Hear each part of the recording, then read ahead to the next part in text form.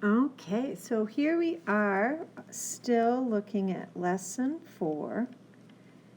We're still on page 22. This time we're going to look at B, the English to Latin. The boy praises the slave's memory. The boy praises the slave's memory. First, in English, I want to identify my subject, verb, if I have a direct object. It's similar to the Latin to English, where I want to identify my nominatives and my accusatives. Biggest difference is genitive's not going to, ending won't throw me off. I just have to keep an eye out for that possession. So as I look, I say, okay, what's my verb? Praise. And I find the subject by saying who praises. The boy praises what gives me the direct object, which here is memory. And then slave answers the question, whose memory? And that goes into the genitive. Our subject, we remember, goes into the nominative. Our direct object goes into the accusative. I have one boy, so it's singular. One memory, so it's singular. One slave, singular. Praise. Our verb to praise is laudo, and we want it in the third singular so that we can match up to that nominative singular subject. We got all the pieces parts. All we got to do is plug it in now. Lead with the subject, puer. I didn't write number 1. Puer. Now, in English, I like that verb next, not in Latin. In Latin, I want my direct object next. Why do I want my direct object and not my genitive? Because if I put my genitive next, I won't know if the genitive is owning the boy or the memory, and it owns the memory. So I got to do memory next. In the accusative singular. Memoriam. Now I pull in my genitive. Servi, genitive singular, and now I do my verb. Laudo, laudare, so my base is L-A-U-D-A, and then I need my third singular ending. So I might write my verb endings up here, O or M, S, T, mus, tis, and T. Singular, plural, first, second, third. So I need third singular T, laudat. Puer memoriam servi laudat. Number 2. No, stick to the odd. Number 3. The lieutenant is looking at the boys' horses. The lieutenant is looking at the boys' horses. So both are plural there. Okay, so again, what's my verb? What's being done? Is looking at. Now remember, the at is part of this verb. If it helps, you can say watching in its place, but don't use a preposition for that at. It'll just send you down the bad path. So who is looking? The lieutenant. That's our subject. What is he looking at? The horses. That's our direct object. And boys answers the question, whose horses? So that's genitive. This time we have a plural genitive. So we need genitive plural. Direct object, plural accusative. And subject is singular nominative because we only have one lieutenant. And that means our verb look at, like spectacles, specto.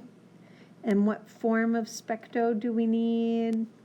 third singular again, because we just have a nominative singular subject. We've got all the grammar figured out. Let's plug it in. So lieutenant, legatus, legatus. Direct object next, horses, equus, equi, and we need accusative plural. Plural, e, orum, is, os. We need that os. Equos. Whose horses? The boys, genitive plural, puerorum. And then I need specto in the third singular. Specto, spectare. My base is specta. And then I need my third singular T again. Legatus equus puerorum spectat. Number five. Let's see. You singular. You singular. Love the messenger's daughter. So, verb, what's the action of the sentence? Love. We know that's amo in some form. You singular tells us that the subject is in the verb. You singular is second singular. Remember, I, you, they. You singular. So I'm going to need an S ending by the time this is done. Then I have who's being loved, who or what? The daughter. That's our direct object. Accusative singular. Whose daughter? The messenger. Genitive singular. Okay, we've got no subject to lead with, so we can lead with that accusative. Direct object, filiam, accusative singular. Messenger, genitive singular, nunti, nunti. And then we have ama, and we need the S, and we know that it keeps the long A when it's not third. Filiam nunti amas. You singular love the daughter of the messenger. Two more, we're almost there. Number 7, we love the gods and goddesses. We love the gods and goddesses. So what's the verb? What is the action? Love again, amo. Like number 5, we have a pronoun subject. We tells us that it's first person plural. So if we look up here, we see first plural. Our ending's going to be mus when we construct our verb. Who or what is loved? What's that direct object? Well, we have 2 this time, gods and goddesses. So we need accusative plural for both. And then we need a word for and. And we've got 2 different ways we can do that, right? We can use et, or we can put a que onto the second direct object. Either's okay. So I think we're ready to go. So accusative plural of gods. Deos, dei, deos. Accusative plural, second declension, os. Accusative plural, first declension, as, for the goddesses. Deas. Que. I like the que. Deos, deas, que. Ama is our stem, amo, amari. Then we add our mus, and because it's not third person, we leave the long mark. Deos, deasque, amamos. Amamos, we love. We love the gods and goddesses. Number 9, the slave of the lieutenant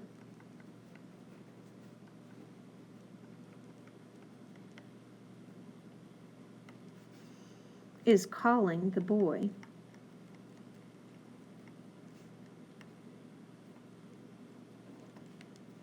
The slave is the subject. I kind of just threw that out there. But what's the verb? What's going on in the sentence? Is calling. And then who is calling? The slave. Who or what is the slave calling? The boy. Direct object. Slave is singular, so is boy. I'm filling in my cases. Nominative for subject, accusative direct object of the lieutenant. Answers whose for the slave this time, not the direct object.